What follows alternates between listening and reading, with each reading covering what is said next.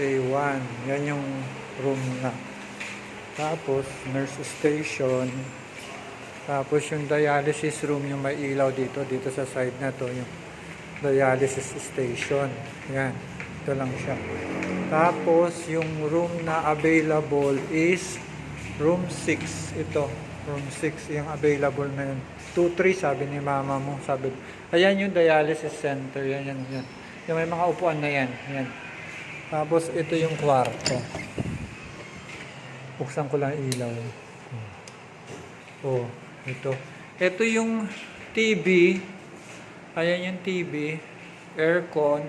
Tapos, ito yung bed na ni papa mo. Ayan. Bed ni papa mo to. Tapos, sa side niyang ito, ayan na yung TV. Kasi pag nakahiga siya, yan ang ulo niya. Yan ang ulo niya. Ayan ang TV sa side. Yan. Ayan. Ito na mahigaan ni mama mo. Dito. Sa side na to, nasa baba siya. Lalagyan na lang yan ng sapin. O, tapos yung drawer na maliit. Ref. O, may dalawang upuan. Yan ang, dyan ako siguro. Pwede na ako dyan. O, tapos naman, ito yung CR. CR nila. Oh. Yan yung CR. Oh. Yan. Paglabas mo, doon ang nurse station, doon yung dating kwarto, paliko doon.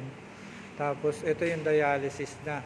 Meron daan dyan palabas. Yung mga OPD na nagda-dialysis, dyan dumadaan. Pag umaga sila everyday sila. Tapos ang mga inpatient na